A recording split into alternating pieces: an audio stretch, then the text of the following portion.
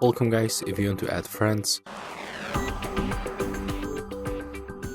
at first you have to go right here for the people tab.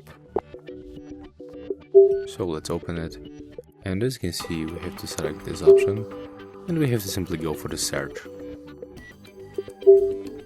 Right here you have to tap on the search pool and input the name of our friend.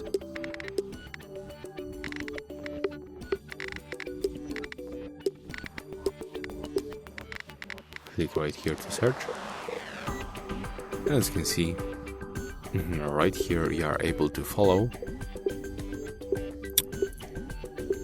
everyone, and also we can chat, but some people just turned off this option, so we are not able to chat with everyone.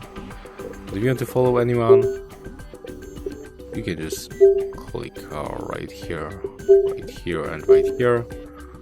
As you can see, at the bottom we can find the request that was sent to all of these guys. If we tap the follow button, and right here we can find the follow list. And in this case we have the 0 followers because they didn't accept our request yet. But when they accept you, you will find them right here on the follow list. As you can see, that's very simple. So yeah, that's all for this video. If you find it helpful, remember to leave a like, comment and subscribe to our channel.